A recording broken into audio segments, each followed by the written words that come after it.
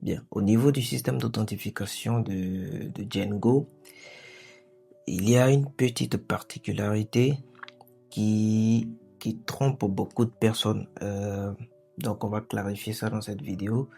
Bien, c'est le fait que il y a un système qui permet de vérifier si un utilisateur est actif ou pas pour pouvoir le laisser se connecter. Euh, donc, vous allez voir que sur chaque utilisateur, il y a euh, un attribut ici, enfin, sur les modèles utilisateurs qui sont configurés par défaut, vous allez voir qu'il y a un champ is active ici, qui est activé par défaut sur les modèles utilisateurs. Donc, généralement, on ne l'enlève pas, hein, donc il reste comme ça. Donc, nous, au niveau de l'authentification ici, ce qu'on fait, c'est que on va faire une petite vérification ici pour voir si l'utilisateur il est actif ou pas. Et ensuite, on va renvoyer un message pour lui dire que vous n'êtes pas autorisé à vous connecter. C'est ce qui se passe ici, hein, si on essaie de se connecter comme ça. Attends que je rafraîchis. Donc, si on essaie de se connecter comme ça, en mettant nos logins comme ça, Almami, ensuite, et qu'on essaie de se connecter comme ça, vous allez voir que ça va retourner un message ici comme quoi vous n'êtes pas autorisé à vous connecter. Donc, c'est dû à notre petite vérification qui se passe ici. Donc, on vérifie ici avec notre méthode user can authenticate. Quand on rentre à l'intérieur ici, on voit que on vérifie si l'attribut is active ici, il est vérifié ou pas. Donc, si l'attribut est vérifié, donc l'utilisateur va être logué ici. Mais si c'est pas vérifié, on retourne ici un message pour dire que non, vous n'êtes pas autorisé à vous connecter. Maintenant ici, même si on enlève ça, cette petite vérification ici, l'utilisateur il va venir être connecté par ici avec la fonction login. Mais ce qui va se passer après, c'est que l'utilisateur va être automatiquement déconnecté après. C'est-à-dire que Django a un mécanisme de vérification d'utilisateur à chaque requête. Donc, il y a un middleware qui va vérifier si l'utilisateur il est autorisé à se loguer ou pas. Donc, même si on appelle la fonction ici login, donc c'est une fonction qui log un utilisateur de manière classique, hein, donc en le chargeant ici dans la session. Donc, vous allez voir ici que dans la fonction login ici, il n'y a pas de vérification de cet attribut is active. Donc, on ne vérifie pas ici si l'utilisateur il peut se connecter ou pas. Par contre, nous, on peut faire la vérification ici avant d'appeler la fonction. Mais quand on appelle la fonction sans faire la vérification, c'est que on essaie de loguer un utilisateur qui est autorisé ou pas.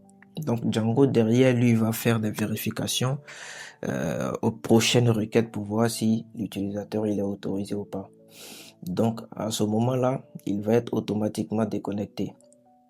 Donc c'est un peu, ça prête un peu à confusion, mais je vais vous montrer un peu comment le mécanisme il fonctionne ici. En fait, quand il est connecté ici comme ça, ce qu'on fait c'est que on le redirige vers une vue particulière ici. Donc quand la redirection est faite, donc les middleware ici au niveau de Django, donc on va aller dans les settings par défaut. Donc au niveau des middleware ici, les middleware c'est un peu comme un pont entre les requêtes et les requêtes provenant du client et le serveur. Donc tous les middleware qui sont ici sont appelés à chaque requête. Donc ce qui va se passer c'est que au moment où nous on log notre utilisateur qui n'est pas autorisé de base, on a un middleware ici qui va être appelé par défaut, qui sera Authentication Middleware. Donc c'est un middleware que Django il a par défaut. Donc on va essayer de voir ici. Donc vous voyez que ici Django essaie de récupérer l'utilisateur pour la requête. Donc il essaie d'identifier c'est quel utilisateur qui fait la requête. Donc vous voyez ici qu'il essaie maintenant de récupérer l'utilisateur en l'assignant directement à la requête ici. Donc, ce qu'il va faire, c'est que il va appeler une fonction ici qui est un getUser. Donc, le getUser, quand on rentre un peu pour voir ce qui se passe à l'intérieur, c'est que lui aussi, il va faire quelques petites vérifications avant et il va ensuite venir chercher l'utilisateur ici. Donc, on a une fonction getUser ici encore, enfin, une méthode getUser qui, on va venir voir encore.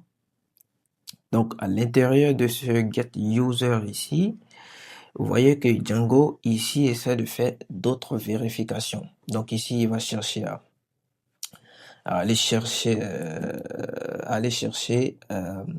l'utilisateur, enfin l'identifiant de l'utilisateur au niveau de la session. Et ensuite, il va aller chercher le backend pour pouvoir essayer d'authentifier cet utilisateur-là.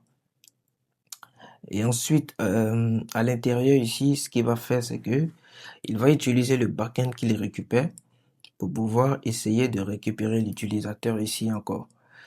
Et donc, ce getUser ici qui est ici, donc c'est un getUser qui est par défaut sur le backend. Donc, c'est le backend d'authentification par défaut.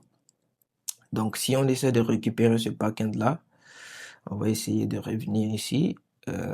Donc, on a un lazy settings ici. On va essayer de revenir ici dans le global settings pour voir.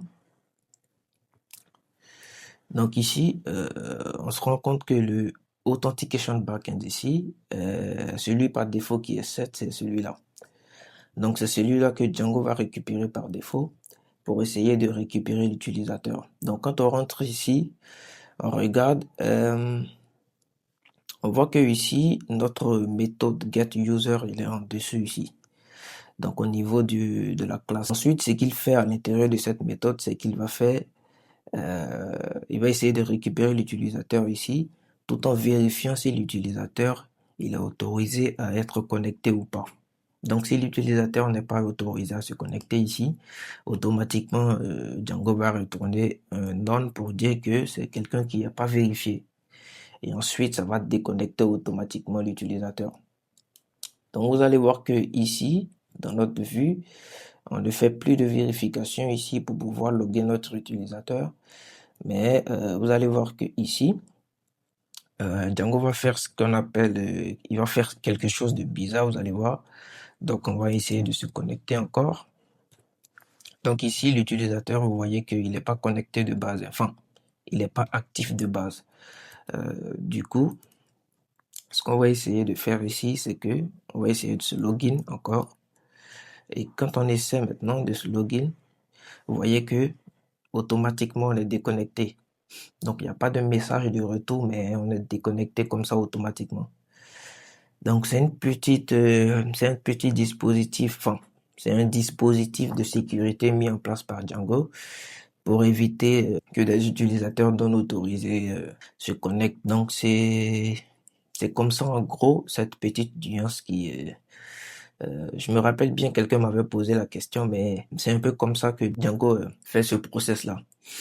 Donc ici, nous on va remettre notre petite vérification pour pouvoir afficher au moins un message si l'utilisateur n'est pas autorisé à se connecter.